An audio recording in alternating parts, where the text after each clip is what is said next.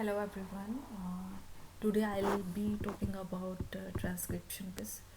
So transcription process क्या होता है? It is the process of formation of RNA from DNA और जो enzyme हमें help करता है formation of RNA from DNA is known as RNA polymerase. तो जो RNA polymerase था इसको डिस्कवर किया था in 1960 by Samuel and Gerard. So RNA polymerase का जो स्ट्रक्चर रहता है उसमें बेसिकली हमारे 5 सब यूनिट्स होते हैं जिसमें कि 2 सब अल्फ़ा सब यूनिट्स, 2 बीटा सब यूनिट्स और एक ओमेगा सब यूनिट असेंबल करके कोर एंजाइम बनाते हैं.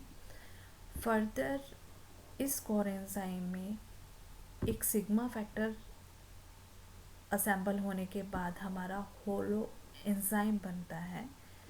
सो कोर एंजाइम और होलो एंजाइम में जो मेन डिफरेंस यही रहता है कि जो होलो एंजाइम होता है इसमें इट हैज़ द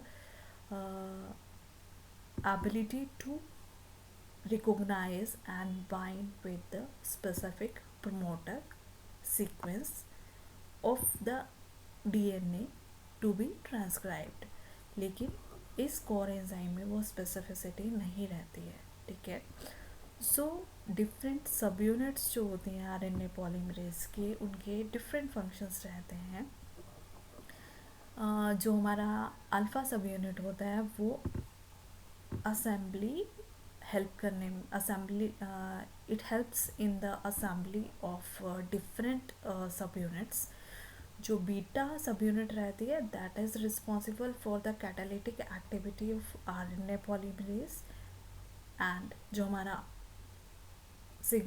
ओमेगा सब यूनिट रहता है ये हेल्प करता है सिग्मा सब यूनिट को असेंबल होने में एंड होलो एंजाइम फॉर्म करने में. ओके. और सिग्मा सब यूनिट जो होती है जिसको हम सिग्मा फैक्टर भी बोलते हैं it has very essential role in RNA polymerase. So in E. coli a large number of sigma factors are present like sigma 70, sigma H, sigma E. बहुत सारे different sigma factors पाए जाते हैं. तो ये कौन सा सिग्मा फैक्टर जो है आरएनए पॉलीमरेज पे बाइंड करेगा ये डिपेंड करता है कि कौन सा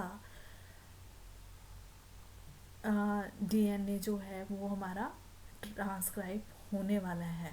फॉर एग्जांपल अगर हमारी हाउस कीपिंग जीन्स ट्रांसक्राइब होने वाली हैं तो हमारा सिग्मा 70 फैक्टर कोर एंजाइम के साथ बाइंड करेगा और फर्दर हाउस कीपिंग जीन के प्रमोटर के ऊपर बाइंड करेगा और उसको ट्रांसक्रिप्शन को एक्टिवेट करेगा. ओके. लाइकवाइज अगर हमारे हीट शॉक जीन्स अगर ट्रांसक्राइब करने होंगे तो हमारा सिग्मा एच सब यूनिट जो होगा वो कोर एंजाइम के साथ बाइंड करेगा. बाइंड करने के बाद इट विल गेट एक्टिवेटेड और दिस एक्टिवेटेड होलो एंजाइम जो होगा वो हीट शॉक जीन्स के प्रमोटर के ऊपर बाइंड करके उनका ट्रांसक्रिप्शन इनिशिएट करेगा. Fine. So this was all about the structure of RNA polymerase, it's different subunits, their different functions and most importantly जो सिग्मा फैक्टर होता है उसका क्या फंक्शन रहता है. होप यू ऑल अंडरस्टैंड कि मैंने क्या क्या बताया. देन हमारा आता है transcription process. So basically transcription जो होती है it occurs in 3 different stages. First one is initiation followed by elongation and termination. I'll discuss each of these stages one by one. Firstly हमारा आता है ट्रांसक्रिप्शन इनिशिएशन. ट्रांसक्रिप्शन इनिशिएशन के दौरान क्या रहता है जो हमारा होलो एंजाइम रहता है आरएनए पॉलीमरेज वो प्रमोटर को रिकॉग्नाइज करके बाइंड करता है। ओके, सो हमारा प्रमोटर सीक्वेंस क्या रहता है? प्रमोटर सीक्वेंस जो रहता है डीएनए में, जहाँ से हमारा जीन का ट्रांसक्रिप्शन स्टार्ट होगा उसको हम बोलते हैं +1 ट्रांसक्रिप्शन स्टार्ट साइट। ओके, तो इस +1 ट्रांसक्रिप्शन स्टार्ट साइट के जो अपस्ट्रीम रीजन है वहाँ पे प्रमोटर होता है। उस प्रमोटर में दो तरह के सीक्वेंसेस होते हैं, एक होता है -10, एक होता है -35। ये दोनों सीक्वेंसेस जो होती हैं ये हेक्सा न्यूक्लियोटाइड बेस पेयर्स होते हैं इसमें। ओके, अब हम इसको -10 और -35 क्यों बोलते हैं? -10 का मतलब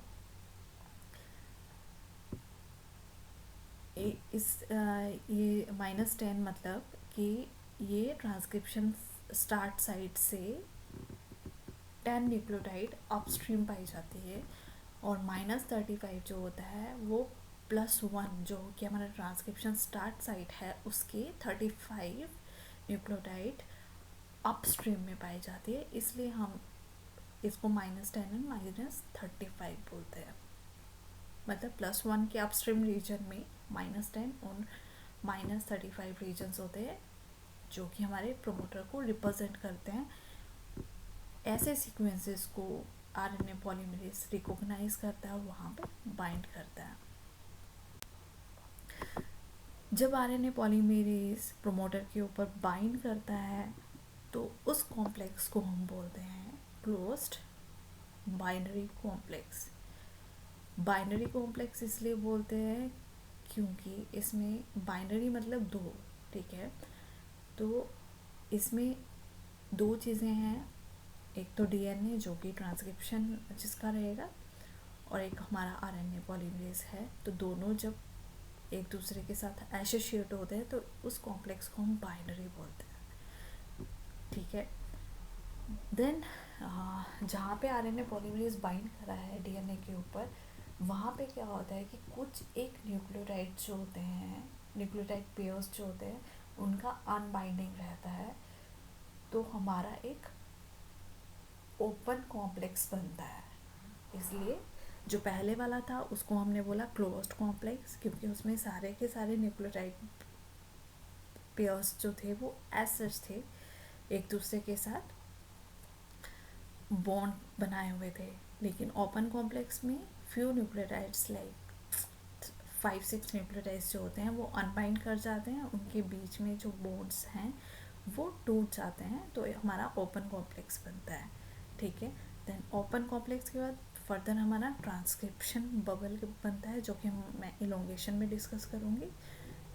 ओके, सो हमारा इनिशिएशन प्रोसेस में क्या था? इनिशिएशन में बेसिकली हमारा होता है कि जो पहले तो आरएनए पॉलीमरेज जो कोएंजाइम होता है उसके ऊपर सिग्मा फैक्टर बाइंड करता है।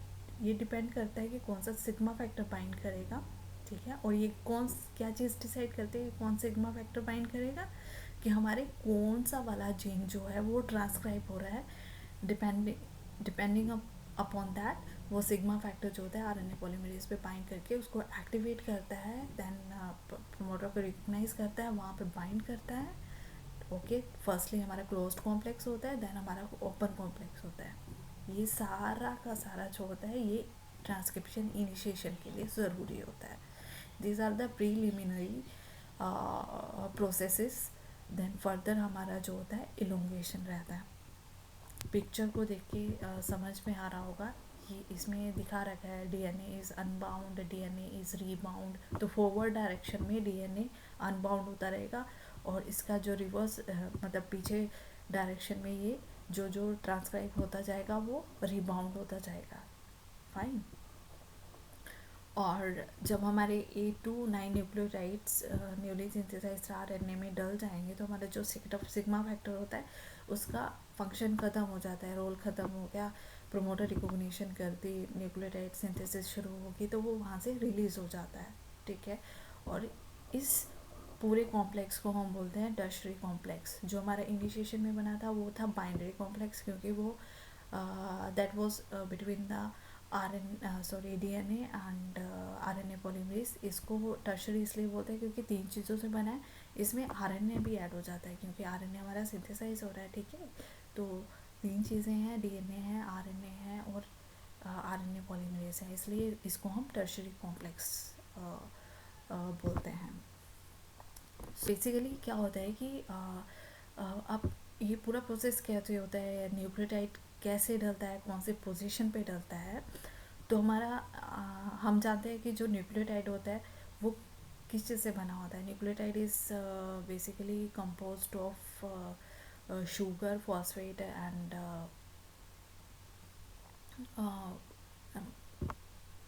शुगर से बना होता है, एक फॉस्फेट ग्रुप रहता है और एक हमारा न्यूक्लियोटाइड रहता है उसमें, ठीक है।